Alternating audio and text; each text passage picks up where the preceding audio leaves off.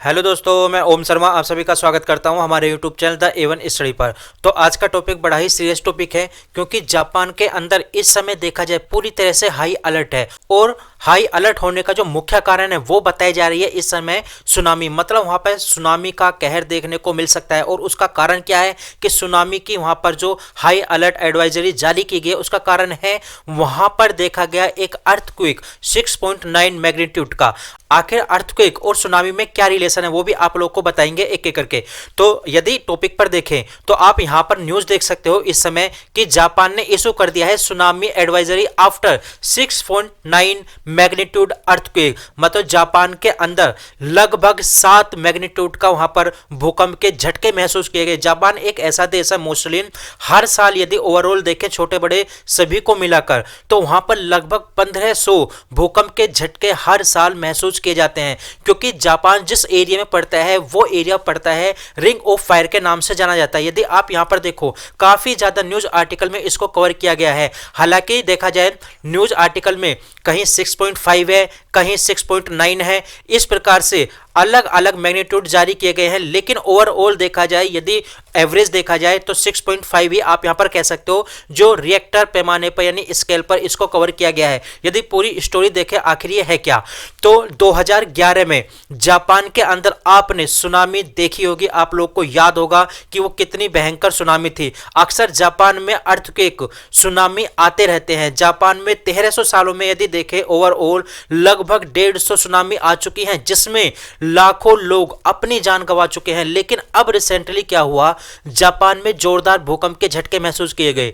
Richter scale पर इसकी जो तीव्रता है वो 6.6 बताई जा रही है, कहीं 6.9 बताई जा रही है। जापान 4 प्रमुख टेक्टोनिक प्लेटों के बीच में स्थित है। हर साल यहां करीब 1500 भूकंप के झटके यहां पर महसूस किए जाते हैं, जिसमें से ज्यादातर छोटे ही होते हैं। बता दें कि पिछले ही महीने जापान के क्यूशु और शिकाकू द्वीपों पर भूकंप के झटके महसूस किए गए थे।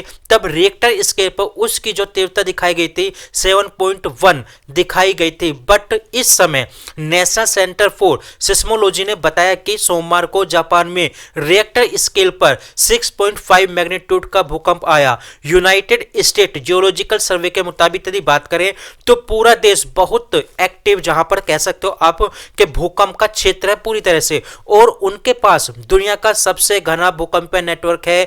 इसलिए वे कई भूकंप रिकॉर्ड करने में सक्षम भी हैं। आपको यह भी पता होना चाहिए कि जापान पैसिफिक ओशियन वाले एरिया में पड़ता है, जिसको रिंग ऑफ फायर के नाम से जाना जाता है। ज्यादातर देखा जाए पूरे विश्व में सबसे ज्यादा जो एक्टिव वोल्केनो है वो इसी क्षेत्र में, मतलब रिंग ऑफ फायर के अंदर ही पड़ते हैं, जो कि पैसिफिक ओशन में है। हालांकि इसमें किसी प्रकार के नुकसान या क्षति होने की अभी तक कोई खबर नहीं आई है। बट मियाजाकी और कोची प्रांतों के कुछ हिस्सों में सुनामी को हाई अलर्ट बोल दिया गया है, मतलब सुनामी के लिए हाई अलर्ट एडवाइजरी जारी कर दी गई है। भूकंप की यदि तीव्रता को 2 बार संशोधित किया गया है, पहले 6.4 बताई गई थी, फिर 6.9 बताई गई थी, और फिर से इसमें चेंज किया गया और 6.6 अपडेट किया गया। मतलब आप कह सकते हो ये जो अलग अलग न्यूज़पेपरों में जो मैग्नीट्यूड दिखाए गए हैं इसमें कई बार चेंजिंग हुई है। तो आप यदि इसको यहां पर देखो, यदि इसको मैप के माध्यम से समझो तो आप ये देख सकते हो कि ये क्या है, ओशियन है,